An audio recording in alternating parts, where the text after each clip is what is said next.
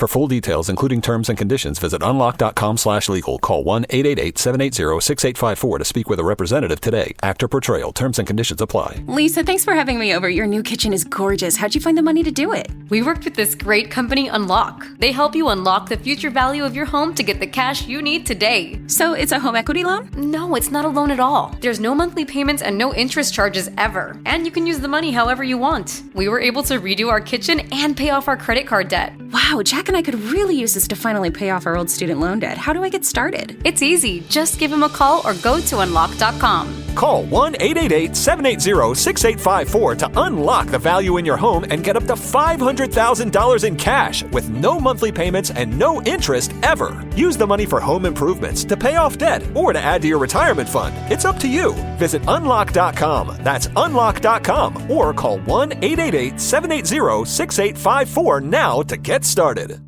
Founded in 1964, Fremont Bank understands the difference 60 years can make. It's the difference between serving a family business and being dedicated to a family business as a family business. The difference between looking at spreadsheets and looking at possibilities. The difference between deposits that go into a vault and deposits that go back into your community. So what difference does 60 years make? All the difference in the world. Fremont Bank. Here for you. Here for good. Kid and I were walking down Sunset Boulevard a couple weeks ago, and we passed the Roxy. Fans were lined down the street, and I go, look at all these old people. And my kid turns to me like, you're the same age as them. I'm like, oh, man, you're right. Welcome to Story and Craft. Now, here's your host, Mark Preston. All right, here we go. Back again, another episode of Story and Craft.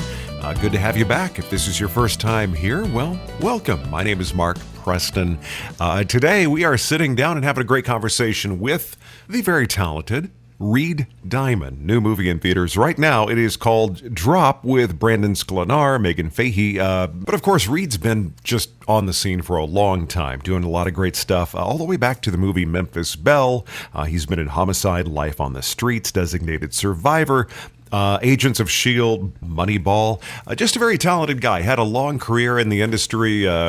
Just a fun, cool dude to talk to. Really enjoyed sitting down with Reed. He's a fun guy. You'll enjoy it. Now, do me a favor, if you would, pop on over to storyandcraftpod.com. Everything about the show, it's right there. Check it out. Also, grab your phone or whatever listening device you're on. Make sure to follow Story and Craft. That way you get notified every time a new episode shows up. Now, also, when you're on the site, you can send me a note. Just reach out, say howdy. By all means, love hearing from you, wherever you happen to be. Appreciate hearing from you. Okay, so let's go ahead and jump right into it. Great chat today with a very talented actor and musician. We'll talk about that. It is Reed Diamond Day, right here on Story and Craft. So how you doing today? I'm good, buddy. I'm so happy to be here. I'm glad we made it all happen. Very sweet, very sweet. Now, last time we chatted, you were you were living in Canada. Are you still up there? Yeah, I'm trying not to. I'm trying to be full-time in Maine right now. Really? And where are you? Are you in Chicago? No, I am in South Padre Island, very tip of the South Texas coast. Oh, nice. Okay, because it said Central Time Zone, South Padre Island. That's nice. I love Texas. I was kind of envious, doing the Canada thing. I was like, well, that kind of sounds like a good place to be for the next few years. There's lovely, lovely people up here in Canada. But yeah, we went back to the States. We're living on the coast of Maine right now, which I love. Okay. Well, how did you end up there? Do you or your wife have a family connection, or is it just sounded like a great place to be? Well, I'll tell you how it is, Mark. It's like we keep looking for the one place, but we're the peripatetic sort of gypsy-esque Diamond family. So we were in California forever, and I left Los Angeles a long, long time ago. We moved up to Los Olivos, which is the wine country, about 2.5 hours north of LA. So did you ever see the movie Sideways? I literally just rewatched it like 3 nights ago. So that's where that takes place. So we were just at the Hitching Post last month, and so we love. So that's like a real place. The Hitching Post is a real deal. Where Virginia Madsen works. That is like one of the best steaks you'll ever have in your entire life. Okay. The whole place, everything's real. Everyone's real, but them. Like, Frank Ostini, who owns the Hitching Post, he's in there. He's wearing the pith helmet, and some of the winemakers are real that they visit. But yeah, so that movie inspired us, and we started going up there all the time, and then Made tons of friends. It's an amazing small town. And then when our daughter did you ever, well, the question is, did you ever do the Paul Giamatti thing where you just like, I just need a drink and you grab the spit bucket and just like pour it on yourself? Well, let me tell you, you don't need to do that, Mark, because everyone who lives, well, not everyone, but a lot of people who live up there are either winemakers or wine enthusiasts. And there's no shortage of wine. In fact, my wife and I just went back to drinking wine, like just in the last year, because we got so much wine up there that we were like, I can't drink any more wine. And there is no, when you live in a wine growing region with winemakers and wine enthusiasts, there is no occasion where wine is not appropriate. So my wife once hosted a child CPR class, and I think they hosted it happened at like the Episcopal Church, and every mom showed up with her own private bottle of wine, because you're not going to be able to get through a child CPR class without a bottle of wine. So, yes, it's a good place to go drinking. But we were there forever, raised our daughter there. And then we thought we'd try Canada out, which was great because my wife had retired, Marnie McPhail Diamond, the more talented diamond in the family. She had a storied career and then retired when we had our kid. And then she was ready to go back. And so we came up here because her career was based up here in Toronto, and came up to Toronto, and she got right back into it, better than ever. Okay. So it was the Canadian destination was because of work, not because that's where she had her family was for not. No, yeah, there was no family in Canada. And so we were like, and we thought, I'd grown up in Manhattan and my wife had grown up here. And now we'd raised our daughter in Los Olivos. Literally her school was at the base of a national forest. So she'd grown up outdoors in the country. And we thought, oh, maybe we'll give her a little city life. Maybe we all want a little city life. And then as soon as we got to the city, we all realized that no one wanted to be in the city. But then COVID hit and the lockdowns happened. So we were we were here. But in that time when I would work, because the first year of COVID, I went off to shoot a show in New Orleans and I was in LA. These were like the first two shows back. And I got separated from them for about 6 months, and that was not cool. So the next year when I got a show out in Portland, Oregon, I just said, everyone's getting in the car. So everyone jumped into the Chevy Tahoe, the dog, the whole family, and we drove across the country. And at that point, we knew we wanted to leave Toronto. So we were looking for places to live. So we'd stop in every single state. And because I'd visited most of them, and the ones we hadn't, we hit on the way. And we contemplated everywhere. South Dakota for a little while, Idaho, really? Arizona. America is so beautiful. And I drive it, almost drive it back and forth every year. I really love doing it. Really? But no kidding. My daughter and a boyfriend just drove from El Paso down here, which is just a mammoth. Anything from or to El Paso is always crazy. I don't know. I love driving, but you got to stop intermittently because when you're really, really fatigued, it's not fun. So I guess a cross-country trip where you see a bunch of stuff and stop's got to be fun. You definitely have to stop. It's interesting. When it's just me and the dog, we can go pretty much just whenever you got to pee, that's the only time we're going to stop. But when you're traveling with the ladies, you want to make sure everyone it's comfortable, because I can go, as long as there's daylight, I'll drive. So in the summertime, I'll drive 13 hours without thinking about it. But I love it. I think it's also because I grew up in New York City, and I grew up right on the Upper West Side. I lived there. Yeah, so you didn't do a whole lot of driving growing up. So this whole idea of road trips, yeah. No, dude, it was so romantic. I remember reading Sam Shepard's Motel Chronicles, because he was afraid of flying, so he drove to every location. I said, that's what I want to do. And I started doing it when I was doing Homicide, Life on the Street, when we were shooting in Baltimore, and I lived in LA at the time. I would drive back and forth, and it was just, I love that. It's just, everything's here. It's so wild how it changes and the landscapes, and I just love it. I love being in the car. And now, especially as air travel has become less and less fun. It really sometimes it's like just spin easier. That roulette wheel now. It seems like, yeah. I'll just drive. But the main thing, to answer your original question, because I tend to be long-winded, is that was the only state we hadn't gone to. It was the only state we hadn't driven through. It was the only state that in the lower 48 that I hadn't been to. And then our daughter wanted to go to this camp that had been featured on the Disney Channel. And I think I know what you're talking about. Yes, I think it's called, I don't know, I can't remember what the show was called, but she got to this camp, and it was in Maine, and so it was our first, I think it was the first time I'd ever been to Maine.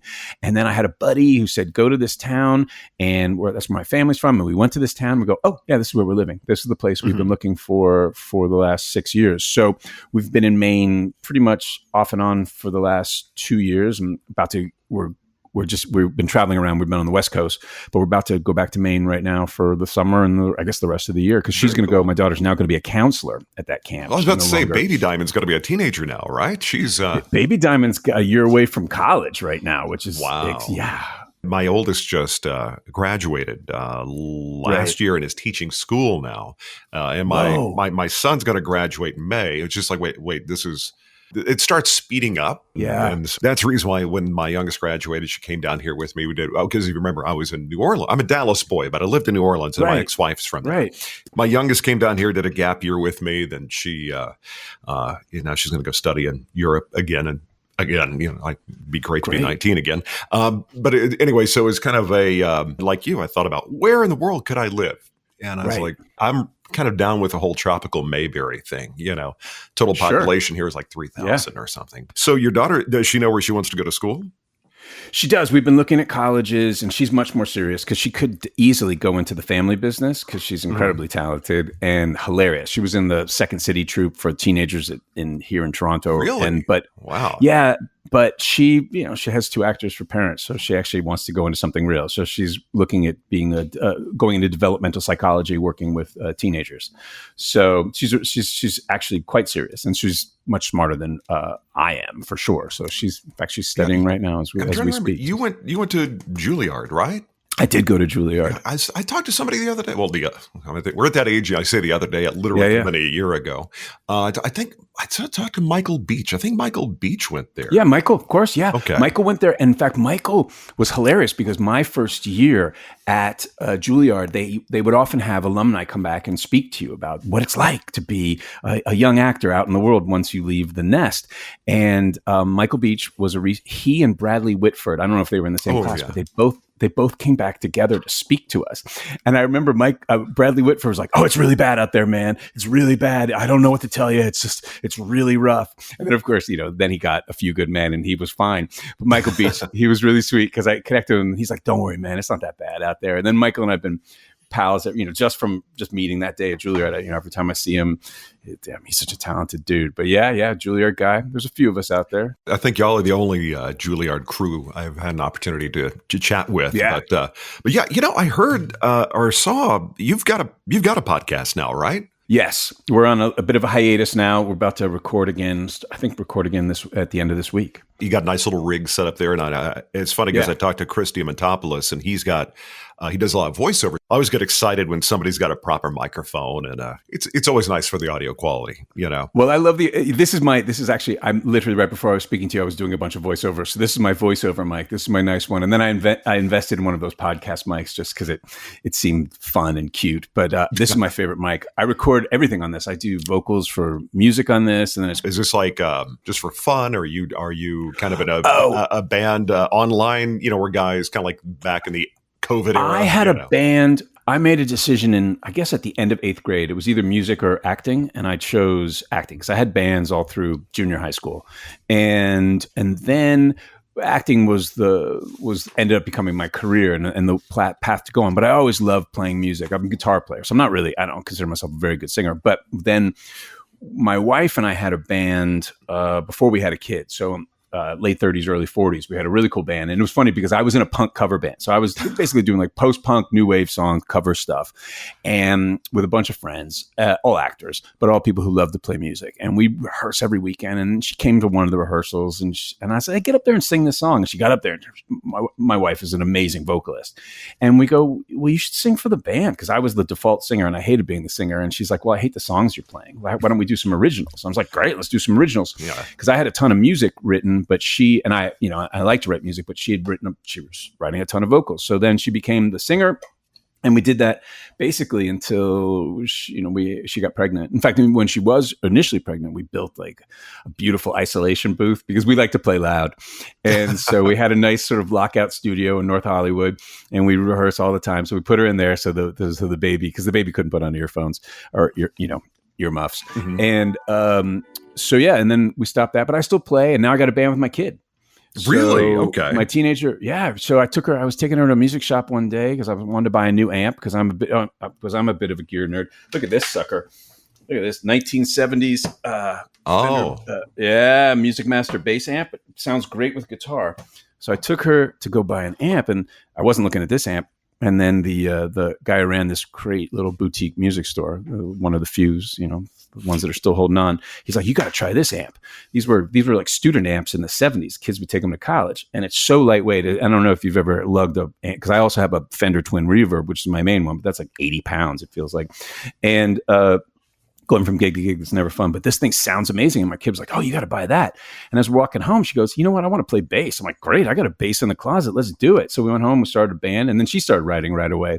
Really? And we started because she likes all kinds of music, but she was playing Joy Division stuff with me because it was a great place to start on. Yeah, you know, that's the hard part, writing it, conceiving, but it's funny because you mentioned that the genre of music. I was in the grocery the other day. I think I finally reached that age. Sure. You're in the grocery and you're like, they're playing New Order. It's kind of like, you start hearing all the music. And then the other day it was Beastie Boys. Like, wait a minute. Am I at that age where grocery store music, because I guess they're appealing to a demographic? I'm like, wow, this is just. Yes, Mark, you are that age. We are that age.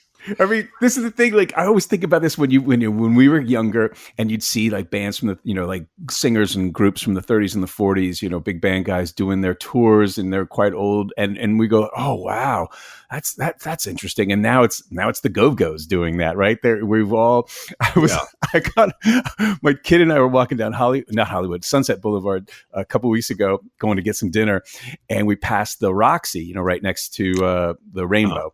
Right there, where the Go-Go's were playing, like I guess probably a warm-up show for Coachella, and the fans were lined down the street. And I'm like, and I go, look at all these old people, and my kid turns to me like, you're the same age as them. I'm like, oh man, you're right. I was thinking about this the other day. Right, the music that we listen to, our kids don't necessarily perceive it as being old, but respectively, like when we were young, 50s and 60s music, you definitely could tell it was from a different era.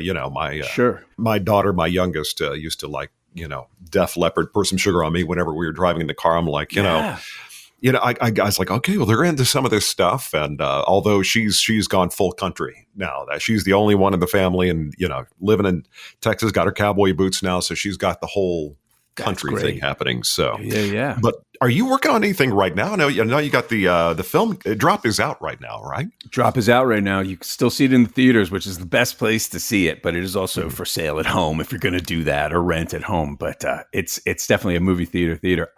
Well, of course, in this day and age, it's so funny as I prepare to talk to you anytime I do a podcast, you can't talk about anything. So I've got something coming up that I'm about to start working on, but I can't tell you, but it's very exciting. I had to keep Drop secret for a year, and I couldn't even say that I was in it. I didn't even tell my parents or my father until a couple of weeks before it premiered, when they were like, okay, you can tell people that you're in the movie now. What's the general like premise of the film? I mean, this is a modern sort of Hitchcockian thriller. It's just 90-minute thrill ride. So you've got, and this is actually based on something that actually happened to some of the producers, but this woman goes on a date. She's going back she's got a young son, and she's had a traumatic past with her son's father, and she's now ready to enter the dating world, and she meets at the top of this fancy restaurant at the top of a skyscraper, and she immediately starts getting these airdrops, but we call them digidrops, and she gets these drops on her phone that are getting increasingly threatening. And basically, as you can see, I'm not giving anything away. It's in the preview. She's told to kill her date, and so she's being manipulated through these drops. And basically, the second the way Christopher Landon, the director, described it, and it's so true. It's a roller coaster ride. So you're preparing, getting to the date, and as soon as those drops start, boom, you're on the ride, and it moves. I mean, it's 90 minutes in the theater, and it's an intense ride, and it's an incredible script and beautiful, incredibly talented Megan Fahey and the beautiful Brandon Sklenar, two gorgeous, awesomely talented movie stars, are the co-leads of this, and I play a small part in this film that I can tell you nothing about. But which I appreciate that. There's nothing worse than listening to a chat and they're like, "Look, well, I can reverse engineer what's going on with the movie. I like knowing nothing." Me too. Because I have this philosophy that anytime anybody says, "I don't want to spoil anything," but anything that follows "but" will be a spoiler. That's of course. And I know it's funny because they've really changed. I mean, I'm sure you've noticed this. I mean, they've really changed what movie previews are, where the trailers now reveal a lot, which I guess that if someone's figured out that tests well and people want that, but I'm like you. I want to know as little as possible.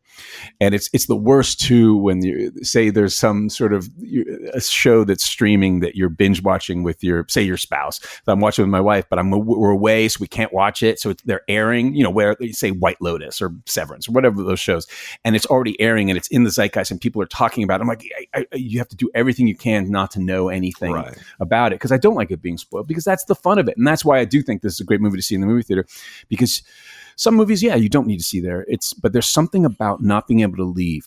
There's something about watching something in your house where it makes, you can get up, you can check your phone, you can get something to eat, you can go for multiple bathroom trips and not miss anything. But when you're seeing something in the movie theaters, that's meant to be in the movie theaters, whether it's a great film or it's a thrill ride like this, there's something special about seeing it in the dark, seeing it that big, and seeing it with other people, and having that experience in that finite amount of time. Because obviously we'd all gotten really sort of away from seeing movies in the movie theater during, COVID. And I remember when I first went back to the movie theaters and I'm seeing a film at TIFF, right, at the Toronto Film Festival. And it was so exciting to see it in a beautiful movie palace with people who love movies.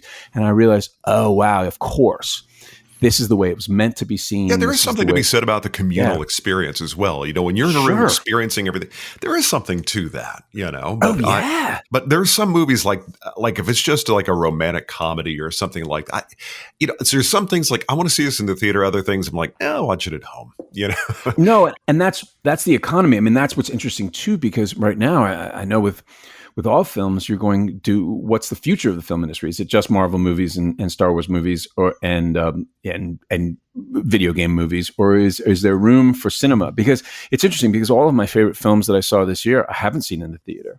I saw on screeners and I saw them at home. And like my favorite movie this year was Andorra. Andorra. I'm thinking of Andor and Honora. It was Honora, but Nora was, the Sean Baker film. And I want to see it in the theater, and because when you're looking at a filmmaker's movie, you want to see Goodfellas for the first time in a movie theater. You don't want to see it on TV, right? You want to see those kinds of movies there. So I think it's valuable, but I agree with you. Yeah, we all have really nice systems at our house. You know what I think they should do to reinvigorate theatrical experiences is start re-releasing some older movies, like you said, like Goodfellas. Re-release it goes, even if you have seen it. There's some movies we've been watching since they've been on videotape, but how cool would it be to put like Close Encounters back in the theater or something like that? Dude, because they do really. It's funny. I had never seen Clockwork Orange in the movie theater. I'd only seen it on the first time I saw it on VHS in the 80s. And then I was friends with Malcolm McDowell because he and I did a show together for years. And they just come out with a new print. And I saw it at the Egyptian. And I'm going, I've never seen this movie before. Because when you see it that way, in the way it was meant to be seen. And there are less and less art house theaters. I mean, there's none.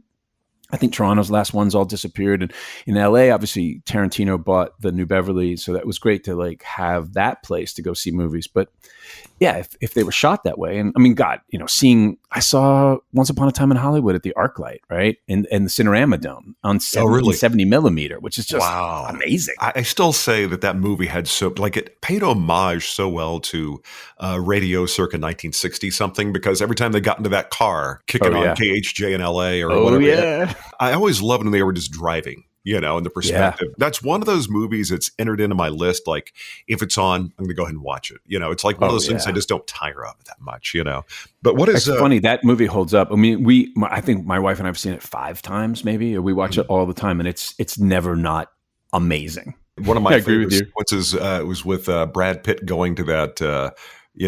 ranch, Spawn Ranch. Yeah. And that was just that whole getting that guy to change his tie. I don't know. I mean, Brad Pitt, I could have gotten somebody a little more attractive than him to do that movie though. But I mean, it's like, you get who you can get, I guess, Oh my God. He's the ultimate man. There's no one who could play that but him. You're just like, I want to be his friend. I want to be like him. And then of course, everyone at that Spawn Ranch is a movie star. I mean, you got Mikey Madison and Nora, you've got, Austin Butler, you've got everyone in there is a huge star. You've got, it's Margaret Quigley. It's just like, Quali. It's like, so everyone's there. It's fantastic. access to mental health support is a human right, and that right is under threat. On July 1st, the California peer-run Warm Line may be forced to shut down. This isn't just a phone number, it's a lifeline. Since 2019, nearly 500,000 Californians have called, texted, or chatted with Warm Line counselors. This essential service prevents over 14,000 emergency room visits and saves the state $93 million. But more importantly, it saves lives. Go to SaveTheWarmLine.org and stand up for mental health justice during Mental Health Awareness Month. Just got a new puppy or kitten. Congrats. But also, yikes. Between crates, beds, toys, treats, and those first few vet visits, you've probably already dropped a small fortune, which is where Lemonade Pet Insurance comes in. It helps cover vet costs so you can focus on what's best for your new pet. The coverage is customizable, sign-up is quick and easy, and your claims are handled in as little as 3 seconds. Pro tip, Lemonade offers a package specifically for puppies and kittens. Get a quote at lemonade.com/pet. Your future self will thank you. Your pet won't. They don't know what insurance is.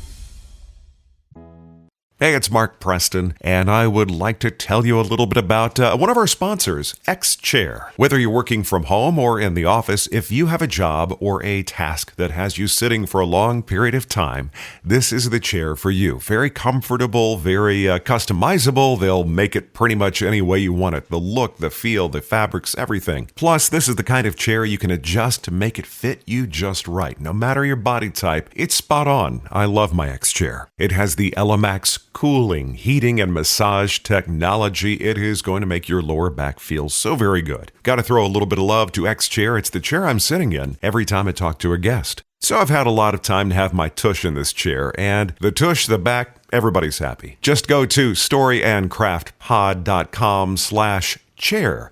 Once again, X-Chair, check it out, storyandcraftpod.com/chair. Love my X-Chair. Your back will thank you.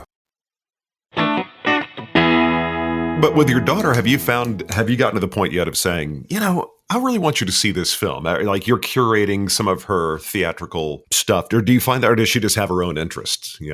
No, she's great. I mean, I remember probably 10 years ago now. I mean, my wife and I would try to show her things that we'd loved. And you want to see what holds up. So it's interesting to see what movies that we love that are really still amazing. And like Dog Day Afternoon is always good, right? Tootsie is always good. And then there's some movies from the 80s that just don't hold up. So we would show them as they became age appropriate, and we would show them over again. And most of my favorite movies are from the 70s, and she loves them. She loves Dog Day. I mean, she's got a really good taste. But it's the same thing with music. It wasn't like you have to see this, you have to like this. It's just like, what do you think? And sometimes through her eyes, I would read, because she's highly intelligent and smart and creative, and so her insights are profound, and I'm always like, oh yeah, I see exactly why you see it. But with music, we just exposed her to it, so it's a panoply of what she listens to. I mean, she'll make a mix. She makes mix, playlists now, because we don't make mix tapes like we used to. But she makes a playlist all the time, and you can go from a K-pop song to a Joy Division song to a Dean Martin song to an Ennio Morricone Italian pop song. Like because she's been exposed to all that, and it's certainly that's very cool. I think the same thing with food. Expose your kids. Yeah, and like my daughter, though, she drives me nuts. What she'll do is I have different playlists. I'll have a country, or I'll have different playlist. Maybe it's based around whatever I'm up to. Maybe I'm driving in the car. I don't know. Yeah. But all she does at Spotify is just put everything in her likes. So she has bazillions of just liked songs. And so when we're driving, she started trying to do that with my Spotify. I'm like, no, Daddy's too anal retentive for that. We got to organize.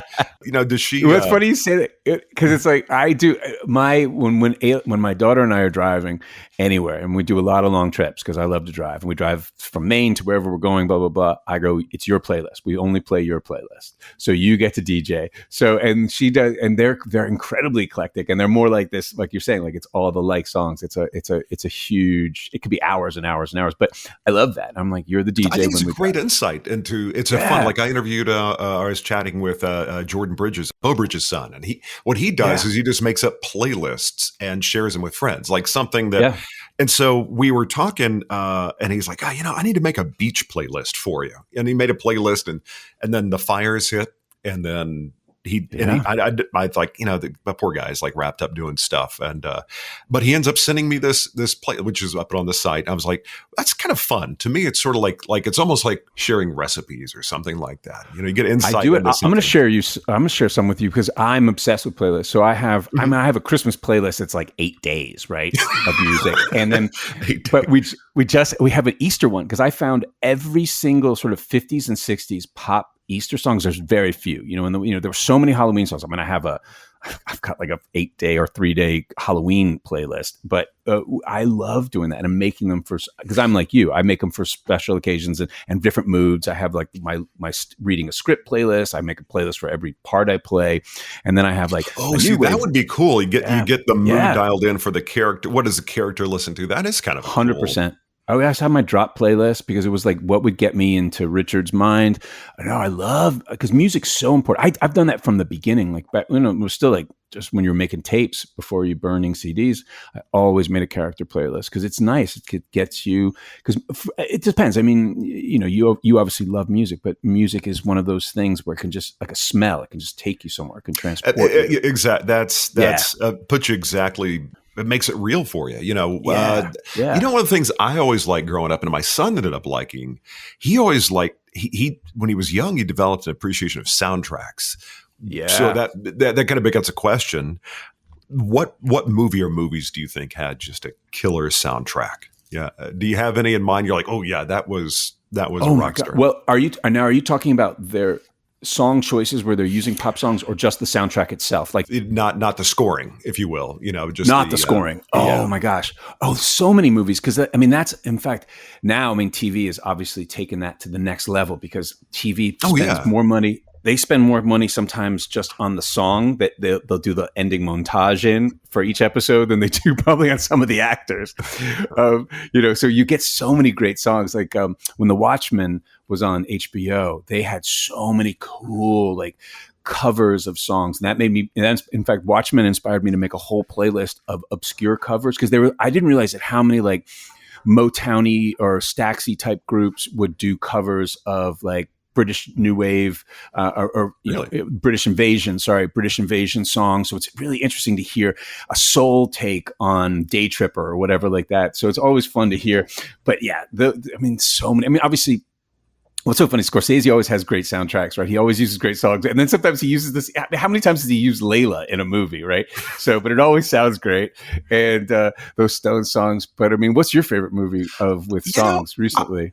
There was a few. Right. What I like is something like, wow, that kind of came out of nowhere. What was that song with what's his name? He was in Barbie. Good looking dude, always fit. Ryan Gosling. Yeah, he was in. Was it Drive? Well, I think that was. That was a cool. But also, there was a film that came out that was. God, this is really bad.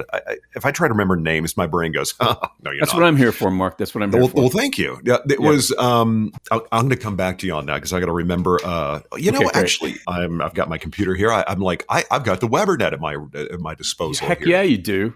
I think they got an Academy Award for this. Let's see. It was with Natalie Portman and it came out about 2004. This is driving me nuts. Oh, are you thinking Garden State? Garden State, yes. Yeah, Garden State. Yeah, of course. Garden State had great music, of course, because he was using Zach Braff, right? He was using all that cool music from that period and like all these like indie bands. Oh, yeah. It's like you hear it and go, God, it's just something that catches like, how did I not know this was out there? Which is always, because you'd get a certain age and you're like, you kind of feel like you've sampled or tasted just about everything that is available, at least a little bit of, but that was like, wow, that was a fun one. So yeah, that was a long trip to answer that question for you. So we got there, Dan. See, I knew we'd get there together, buddy. But that's the fun thing about some of the musical streaming things, like them or hate them, is that you can, instead of purchasing music, because when you and I were a kid, at $5.99 for that album, I held on to that for a long time, and you wanted to choose wisely. But sometimes, do you remember those old maxi singles they would sell? Like you could, like the whole album wasn't out, but you can go get the single and it had back when you could, again, this is going off the deep end here, but you can get the European, there are the imports. Like there is a version like with all the different mixes and sure. I remember getting a level 42 one like that. I was so excited. All it was is one song, but done by four different ways, I think. Well, you get those Japanese imports, and they'd be like on the pink vinyl or different color vinyl, red or yellow for those. Yeah. Is the kid into vinyl? She is. In fact, that's so funny you're saying that. I literally was adjusting the pitch on her turntable yesterday. She's like, "Dad, can you come here and adjust the pitch?" And she received it for, I can't remember, it was a birthday or another special occasion, but she's got a vintage, because I think I'm not into the new gear, so she's got an old amp, she's got old speakers and an old turntable Techniques turntable. Oh yeah, I'm OG. Everybody wants to do everything on the screen, on the interface. I'm like, I like buttons, I like knobs, I like analog stuff. So I got my. That's my solid state Logic mixer, So exactly. Those are. I wish I still had my mixer. Yeah. I love the gear, the analog. I mean, there's a place, Jack White in Nashville, at his recording studio. They have a live room that they record right to acetate.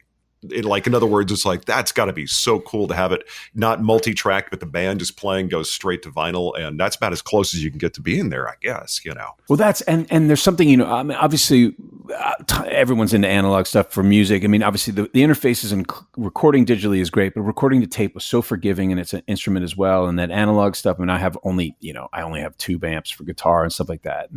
But it's interesting how you miss that stuff. And it's funny because I remember when I sold my last stereo set, I'm like, well, it's just going to get better. I'll get rid of this. And they never got better. They just got smaller and worse. Mm-hmm. And it's so funny when you show me that mixer, like there's not one piece of gear that I've ever gotten rid of that I wish I had. Like I've regretted every time I've sold, because, when you're, especially as a musician, you're trading gear for new gear, every guitar pedal. I'm like, I don't need that guitar pedal. I'll trade it for another guitar pedal. And you're like, oh, I wish I still had it. My ex-wife would say to me, he's like, why do you need all these old tapes from when you're on the radio or all this? I mean, I got boxes of reels. I'm like, you understand, that's a catalog, Yeah. But it's so funny you mentioned the tube thing. I've always used solid state, Logic, like preamps. I've got a Grace Design preamp here, which is excellent. But I had and she makes wonderful gear, Manly, out of California. She makes tube preamp. Everything's tube that they make. Yeah.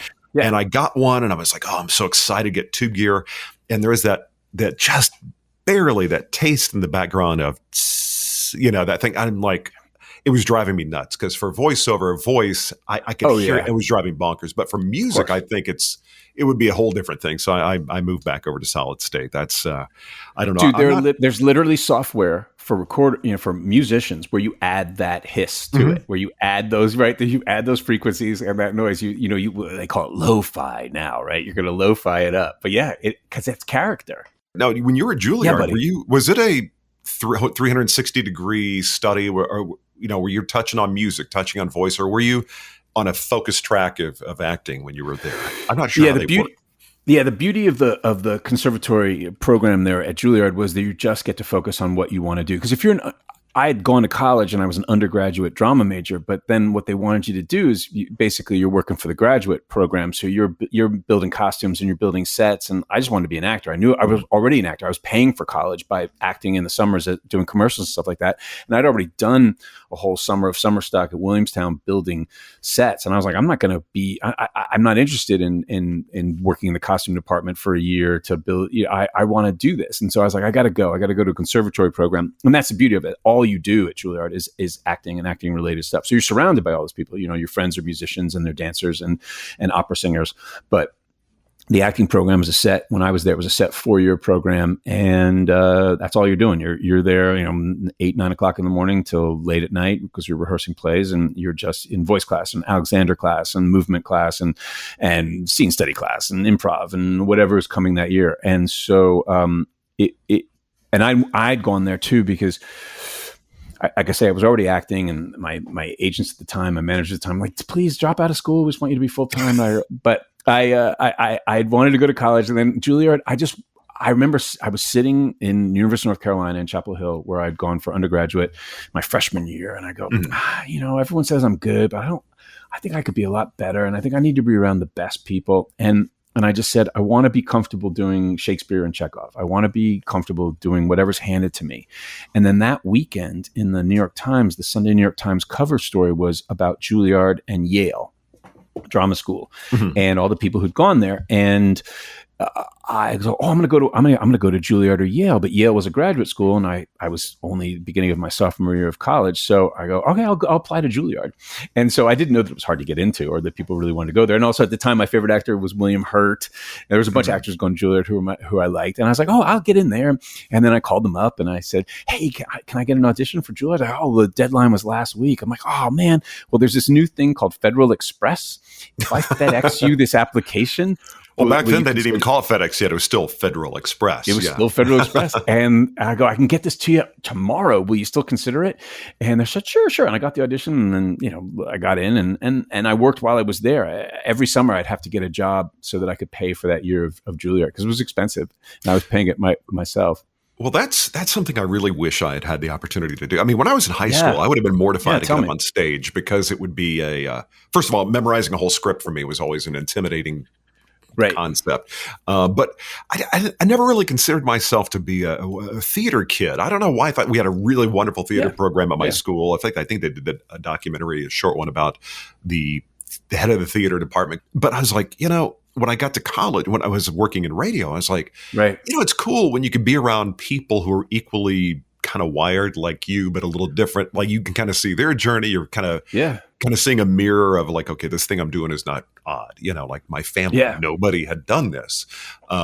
Did you come from a family of anybody that did performance, or did they have civilian jobs, as it were? Well, here's the thing. Like, it's funny you said, like, I always did theater, but I was never a theater kid. And so I was very lucky, because I grew up in New York City. And when I went to a K through 12 school, but when I got into ninth grade, when I started high school, there was a new head of the theater program, this guy named Michael Gilbert, and he took over, and he created this incredible program, and I got involved right away. And a bunch of actors who are still working to this day, we were all in our, we went to this high school in New York City together, and we got the best training I'd ever gotten. Everything I learned in high school, but I was exposed to it. So my dad was a local television director in New York City. He worked for Channel 9. He directed the news. He directed the Joe Franklin show. My mother had come to New York to be an actor, but then became an astrologer. So I grew up on the Upper West Side. My whole building was filled with actors. Malachi McCourt lived next door. The whole building was either, in the theater, writing for the theater. So it wasn't an odd career choice. And so when I decided that's what I wanted to do, and people recognized that I had the talent for it. I remember when it happened. I remember just when adults came up to me in the 6th grade production of Oklahoma, and they're like, oh, you should do this. And I was like, oh, really? Okay, because I love doing it. For like a 12, 13-year-old in that range, Like I was 11, getting affirmation from adults, like, oh, okay, cool. I can do this. Well, he's even crazier. Like when I told my grandmother, because for a while then, when I got into junior high school, I was like, I was surrounded by all these kids who were going to be doctors or lawyers. I was like, oh yeah, maybe I'll be a lawyer. That's like being an actor.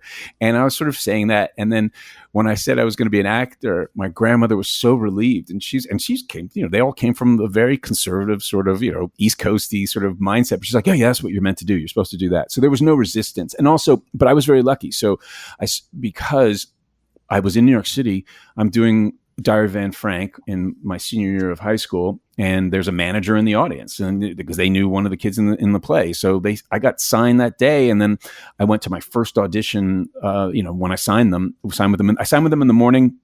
I went to my first audition in the afternoon and got that job. I got the first thing I ever went up for. It was a huge national commercial that aired during Live Aid and paid for my first year of college. And so I had this sort of affirmation, and I knew I could make a living at it. And so that was, it was wind in my sails, because I was a very practical kid. Like if I hadn't been able to work, because I think early on that probably like you said, is an affirmation. So it was sort of like, this can be a real thing. Now, if he had gone a long time before it hit, maybe it would, the trajectory would have been different, It would have been very different, because that was it, because the thing is, like, because when we were in high school, we were just regular kids who loved to act, and so even when I got to Juilliard, I was the least sort of theater kiddie thing, and it was a hard it was a slightly cultural adjustment for me. But I remember on my first day of Juilliard, there was an orientation. They're like, it was the first day, and I went. I went to the head of the school and I go, I can't be here on the first day because I just got this commercial that I need to shoot. And he's like, well, we really frown on people missing anything, but fine. And thank God, because it literally paid for the first 2 years of school. Yeah. Like that one day missing. But I was very lucky, and I learned a lot there. But acting is, I wasn't a theater kid, but it is my tribe. Like I love performers. I think, we're talking about my wife earlier and her missing the business. The thing she missed most was being around show people. Because there's something to me that was like my resume is exponentially smaller than yours, but one of the things I always enjoy is when a show comes to life, and you got crew and everything, and you're kind of in this like tribe of people who are all kind of get it, and you're all there to do a thing. And then it's always like when it ends, it's just like everybody just kind of goes off into the wind. It's like kind of a sad thing, Right. But it's sad. Yeah. But the thing is, the most memorable to me was not when it ends up on screen. It's the making of the thing, 100%.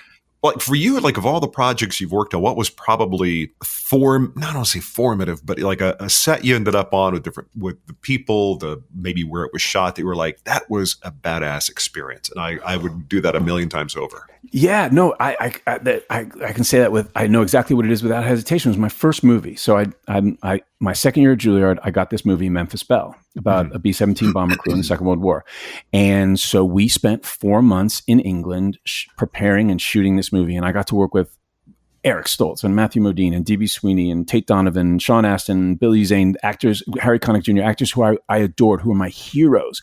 And John Lithgow was in that also. John Lithgow, David Strathairn. It was just it was Courtney Gaines, Neil Gentili. I could tell you all because I fell in love, and it was the most amazing experience right out of the gate. We went over to England. We went to boot camp. We were the only second movie to go to boot camp. Like Platoon had done it first, and then we did the second one.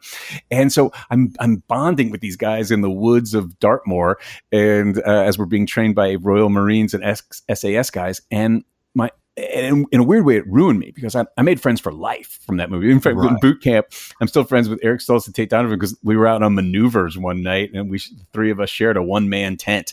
And then we've been buddies ever since. Yeah, last time we talked, you said even you still stay in touch with Matthew Modine. Oh, yeah. I just saw Matthew. Yeah.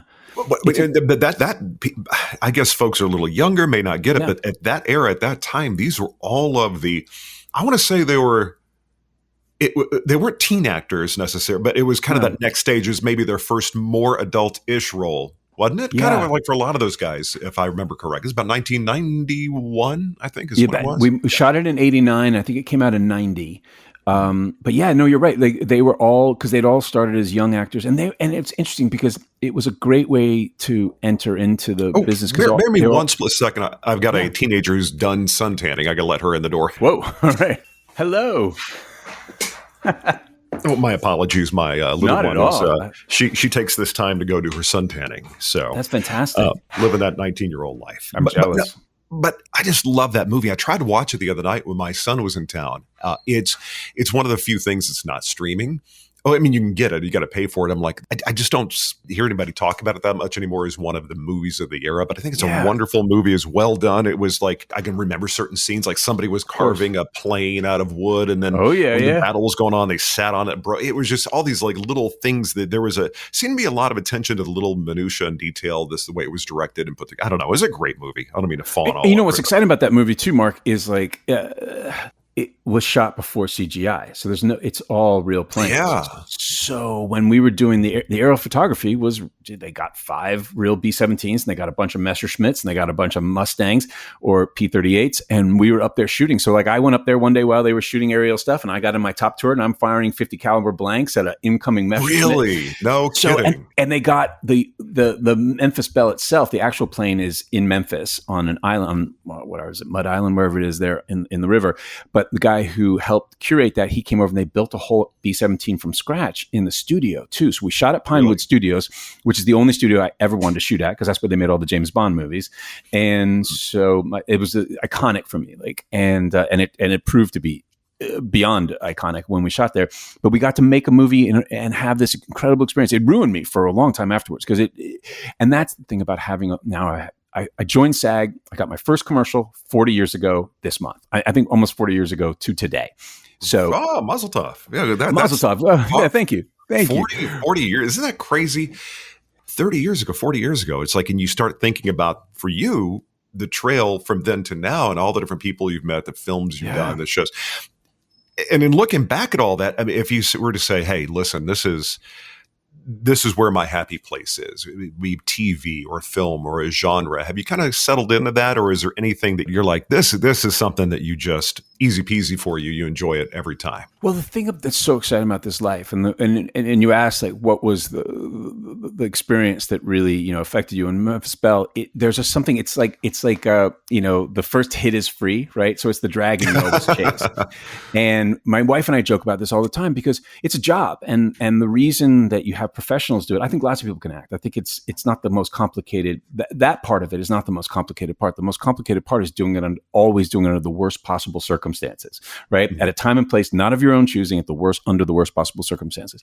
So you have a lot of experiences that are good, right? Like this is how I earn a living. That's how I've paid the bills for 40 years. So, but every few years you have that experience where you're like, oh, this is why I do it. And it keeps you going.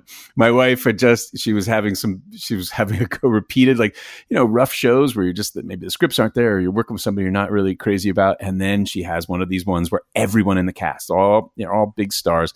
And they're like, oh yeah, we know how lucky we are to be here. This is a special experience. Yeah, well, isn't that great to still be this age and go, you still get that hit. You still get that jazz, from it. You better, because, and I think people don't, but I think what that's the whole point of life. Like, that's the thing. It's like a kid's game played at an adult level. And yeah, it's not the most financially secure job, and you can have rough years and great years and you never know, but it keeps you young, and you never know what you're going to do. And every time is the first time. So my happy place, I don't know. You never know. When I was a young actor, people would be like, what do you want to do? What kind of characters you want to play? What are you most interested in? And I'm like, I don't know. I'm interested in. You just want to work. Well, it's also like, I want to do the thing I never thought of. Like, I didn't know about B-17 bombers, and then I become an expert on B-17 bombers. It's like you learn, because that's the thing too, is like you get to learn a new thing all the time. So you're going to dive into late 19th century Russia if you're doing a Chekhov play, or whatever you're doing, you get to learn about something. And I love that you're constantly with exciting, intelligent people and fun people. And so I always say that my favorite job is the job I haven't done yet. And it's great to have great surprises. Like Drop was just that. It was an amazing cast. We were all over shooting in Ireland, and it worked out perfectly because I'd gotten married in Ireland 20 years before, and we were going to bring our kid over there anyway. And now here I got Universal pays for us to pop over during our, and we can go back to where we got married on the west coast of Ireland. And I'm working with an amazing cast, and it felt like the old days because things have changed. There's a lot of money, involved and a lot of corporate sort of mentality sometimes with shows. But in the old days, there was a lot of money, and they would just bring everyone over, and you'd always have that opening night dinner where you'd all get together and drink and get to know each other. And there was a period of that camaraderie, which I really missed. And COVID brought that back because everyone had to be quarantined together. So that was really nice. But then being on location, it's just magical. So you're over in a wonderful place. Because that was the thing. Like my first movie, I get to live in London, and and then this getting back, be in Ireland, and there now 40 years later, coming with my family and working with such a great group, and it's just it's a magical life. And I'm very lucky that. You've had a chance to work with. I think there's been a nice collage of different stuff you've done, and I like that. Is there anything like? If you were to kind of like say, okay, in the next few years, I would like, be it directing or maybe writing a screenplay or a certain role, or something you're like, okay, this is still on the bucket list. Well, 100%. I mean, to answer the question you just previously asked, like, where's my happy place? I started in the theater, and I love the theater. I miss the theater. I just have a family, so the theater isn't necessarily the place that I can spend the most time in, because we got rent to pay and food to eat. But I miss the theater, and I can't wait to go back and do a play. It's interesting because I have friends who maybe have other careers and they work in their community theater, and they're like, oh, I want to get into your job. I'm like, no, this is a job. Like you're playing the great roles, and you have, you're an investment banker by day or whatever, you're trading stocks, and you get to play, the lead in our town. I go, I'm just taking whatever comes because this is what I do for a living. But I miss the theater. I mean, I got that hit for a long time when I was doing a lot of improv. So I'd at least be on stage. couple of nights a week, improvising a show in front of an audience. And I love that. And I still do it all the time. Like I just came back from hosting an event for my daughter's old school and raising money. And I love to improvise and get on stage as often as possible, but I would love to do a play. I'd love to do a play.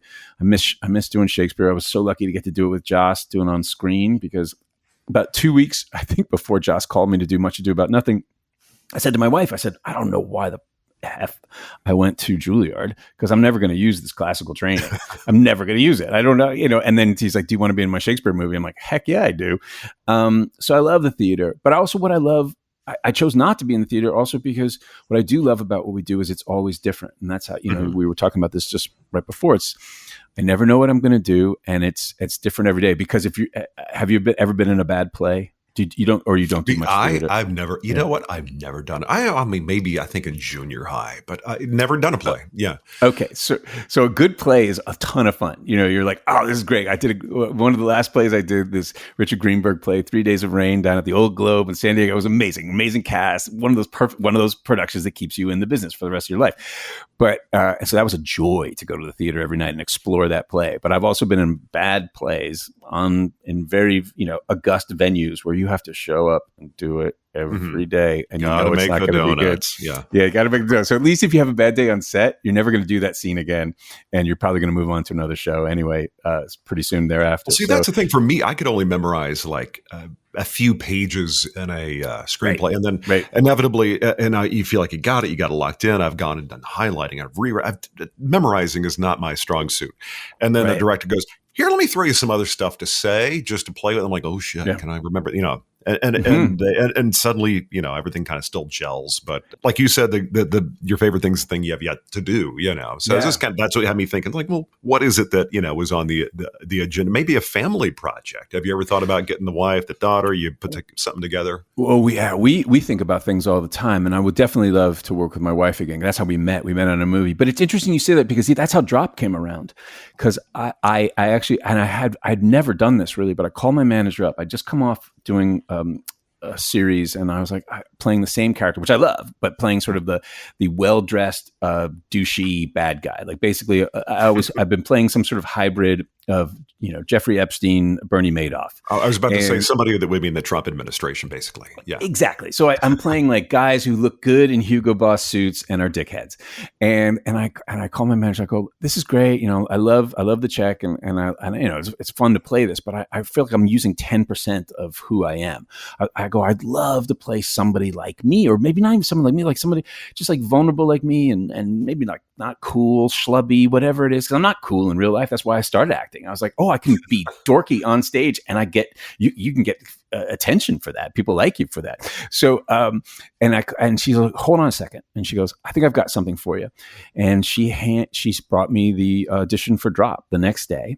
And the people at Drop didn't want to see me. They're like, "That's not Reed. Reed doesn't play this schlubby guy." And I auditioned for it 2 days later, and I had the job before the end of the week. So I called her on a Monday, and by Friday I was doing Drop. I was headed to Ireland. Well, so you got something. You went out, you cast your line, you pulled something back in that worked perfectly for you. Yeah. Access to mental health support is a human right, and that right is under threat. On July 1st, the California peer-run Warm Line may be forced to shut down. This isn't just a phone number, it's a lifeline. Since 2019, nearly 500,000 Californians have called, texted, or chatted with Warm Line counselors. This essential service prevents over 14,000 emergency room visits and saves the state $93 million. But more importantly, it saves lives. Go to savethewarmline.org and stand up for mental health justice during Mental Health Awareness Month. Founded in 1964, Fremont Bank understands the difference 60 years can make.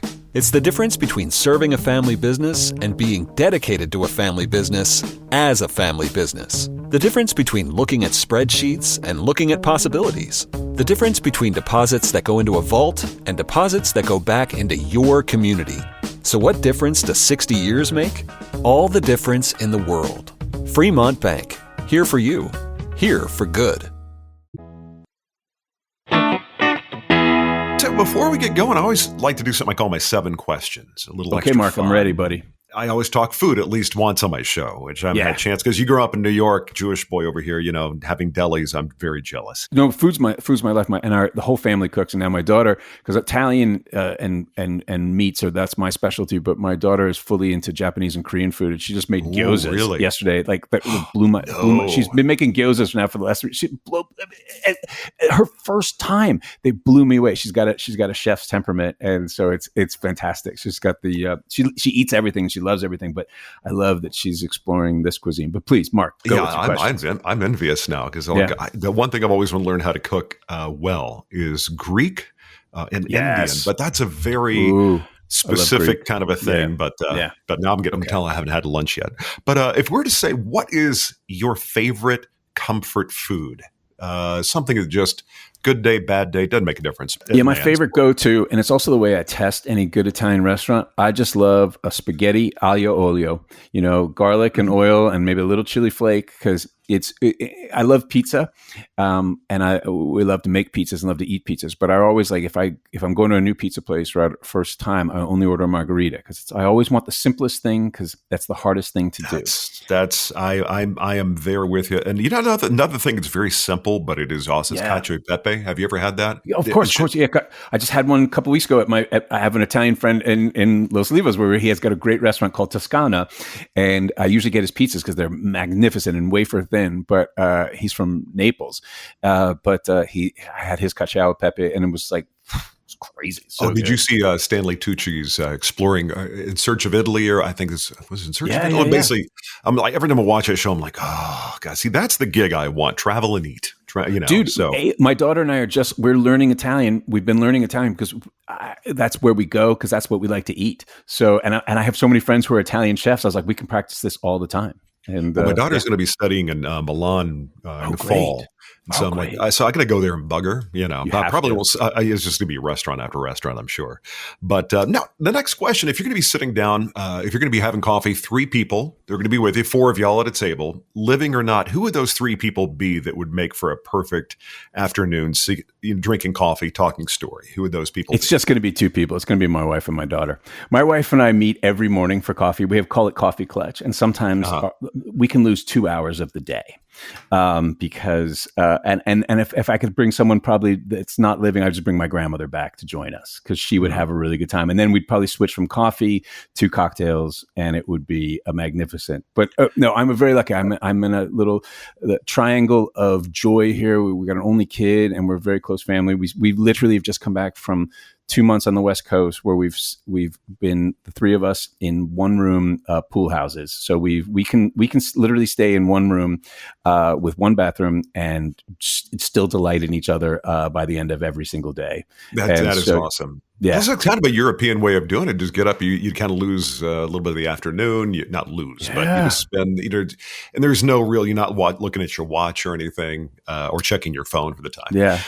But I would like to meet Shakespeare, Mark. I would love to have, and then that's the number one answer, right? It's who do you want for dinner? It's either Jesus Christ or Shakespeare. And I would love to meet Shakespeare, but I don't know that he would be well-mannered. He might be, as they say, don't meet your heroes. No, yeah, I have to say. It's like, that's wonderful. That's wonderful. So, I'm lucky my kids still tolerate me. So I feel very fortunate. Yeah, I feel the same way. Now, the next question I got for you. Now, going back when you're young, who was your very first celebrity crush going back to the early years? Oh, I know exactly who it was. I had 2 first celebrity crushes. It was Jodie Foster and Bugsy Malone, and then Andrea McArdle, the original Annie, when I saw her in Annie. So Annie on Broadway. So Andrea McArdle originally did a role. And so those, I think of, also I grew up in the time of 70s television. So I was very smitten by lots of, we were thinking of like all of the 70s TV shows. There were Julie London on Emergency. Oh yeah. Yes. She could sing. Now that's a voice right there. Now she could sing. Oh, she could sing. So yeah, Julie London on Emergency. There was and pretty much every guest star on Wild Wild West. So there was a lot, but I think the first one where I was just like, where I remember my mother embarrassing me because I'd come back from Bugsy Malone and I confided to her that I had a crush on because Jodie Foster played Tallulah in that thing, and then she told everyone at a party, and I remember getting up. I'm like 8 years old, by the way, and I go, it's at a party. I go, you were a terrible host, and I stormed off to my room. So there you go. Well, at least you're one of the good Jodie Foster fans because circa 1980. Was 80 whenever what's his name? The whole you mean Reagan Hinckley? Hinckley. Yeah.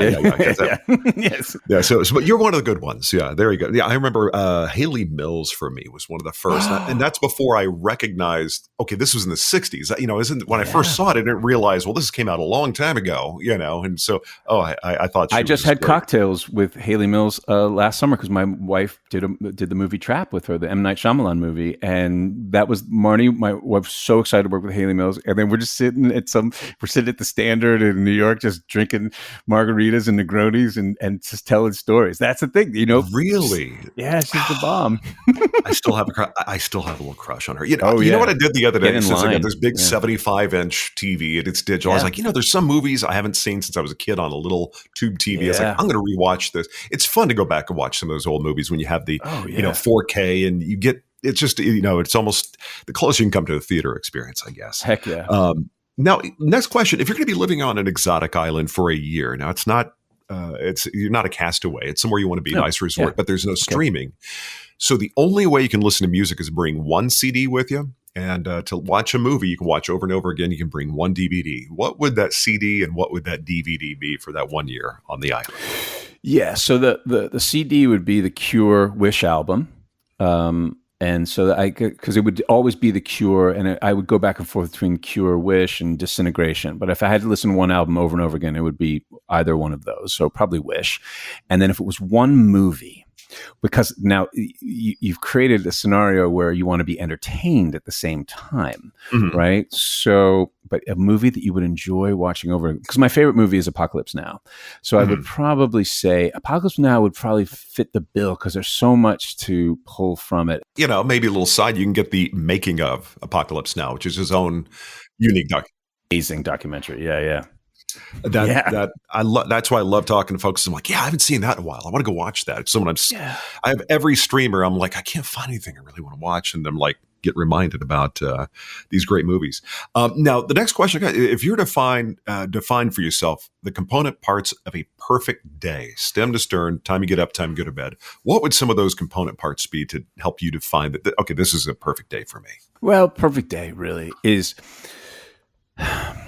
You want to be with your family and you want to be creative. For me, that's the perfect day. So I was so lucky that I was able to bring them over with me to Ireland while I was shooting, because I do much better when I'm because we're so connected, and it's fuel for me to be with them, and also it's really good because it keeps your ego profoundly in check. You're not even thinking about anything. Kids have a way of doing that. They kind of. They bring you back down to reality, And that's where you want to be, because that's, I love acting, but, my favorite job in the world is being a dad. And that's what I was put on this earth to do, is be a dad. And I love acting. But I think, if you're talking about, if we're just objectively a perfect day, it'd be nice to be able to see your family, create, and then finish the day with a nice meal and something delicious to drink. That sounds to me and nature.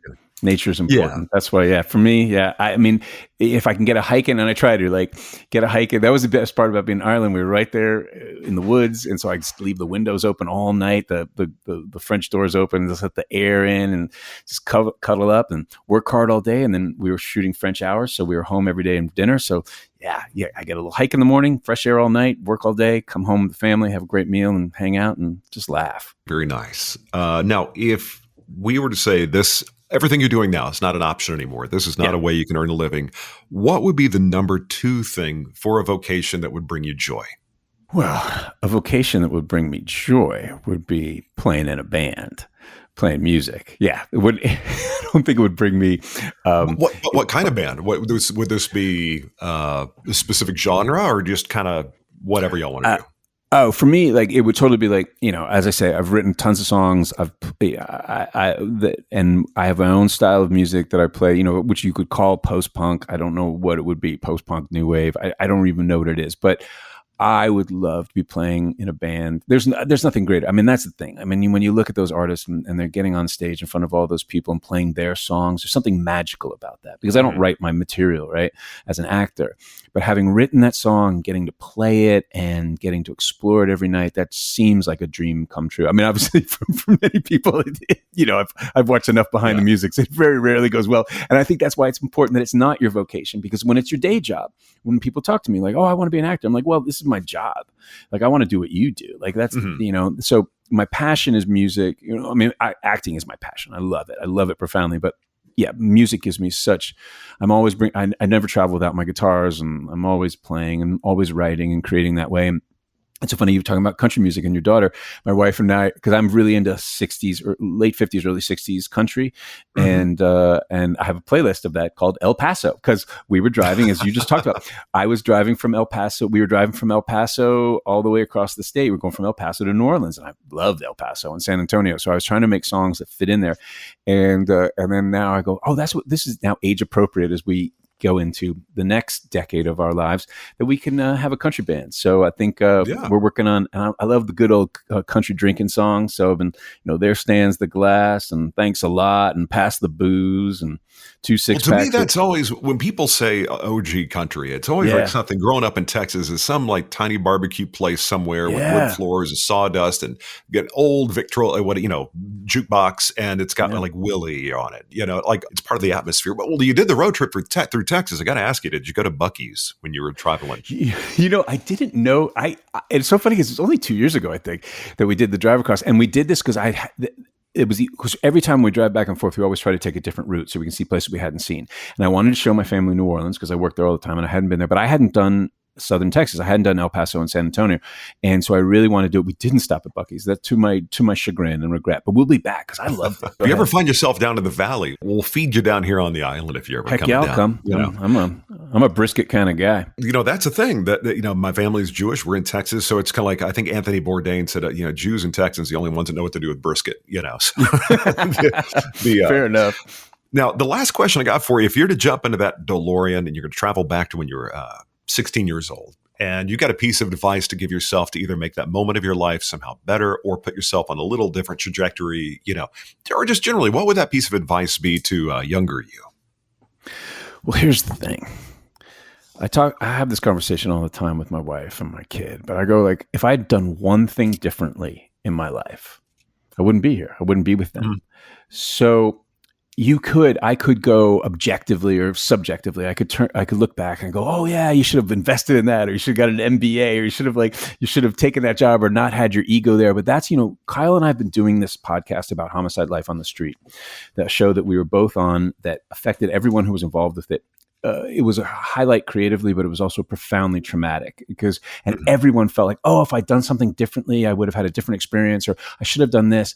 And that's life, because you either get what you want or you get the lesson. And some things, as you say, I don't come to cut you off, but that's it right there. It's either what you envisioned or you just went to school and learned something. Exactly. And, as a parent, like I say to even my kid, I go, there's some things I can tell you about, but there's some things you have to experience. And, wisdom is just getting to a certain age and having had a lot of life experience where you go like, well, I can kind of see how this thing's going to go, but some lessons you have to learn for yourself. And sometimes you got to learn them multiple times. So I could come up with a bunch of things where, I should have taken that job, or I should have known this, or should have done that. It's like, you learn it when you learn it. And, I couldn't be happier. So it reminds me of that Jim Belushi movie called Mr. Destiny. Came out not yet, and he just changed one thing. Like he got the touchdown in high school, and he ended up on some different path. I think Michael Caine was in it. If you remember, he's a bartender having a drink. Yeah, I think the drink was Mother's Milk or something. Don't ask me how I remember that. And it brought up a question. Like, okay, well, if I do change one little thing, everything it creates, as the kids say with that Loki, a new timeline.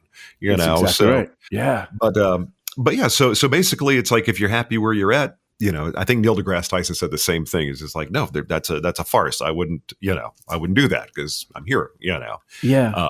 Well, my friend, I appreciate you spending some time with me. This was an infinite amount of fun. Got to go check out Drop. You say I got to see it in theaters, and if definitely see it. Yeah. If it's still in theaters, I got to go Definitely. Go check it out. You can watch it at home. You can rent it. But Mark, always a pleasure. It's so nice to talk to you. And this was super fun. This just flew by. And before we go, tell me about podcast. What's the name of it? Where can we? Well, I guess it's on all the podcast. It's everywhere. It's on YouTube and all the podcast places. And it's called Homicide, Life on Repeat with me and Kyle Secor.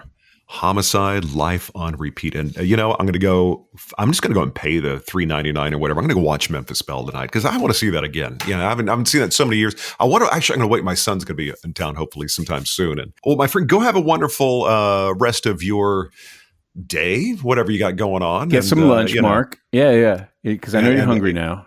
Get something delicious. I'm very hungry, and now I want to I'm hungry too. Definitely get an olio olio. Thanks, Mark. All right, there you go, Mr. Reed Diamond. The many facets of this diamond covered a lot of ground. I really enjoyed the opportunity to kind of drift off into talking about nerdy, technical audio equipment, music, all that kind of fun stuff. Just always a pleasure to sit down and connect with Reed.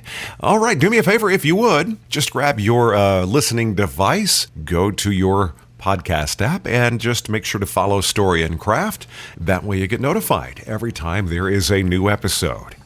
So do that and pop over to storyandcraftpod.com. Everything about the show, it's right there. You can send me a note, check in, say howdy. I always love hearing from you. Okay, so I'm going to jump on out of here because the pooch, Ranger, the studio dog, has been very, very patient. He's been laying here and looking forward to us going outside. So that's where I'm going.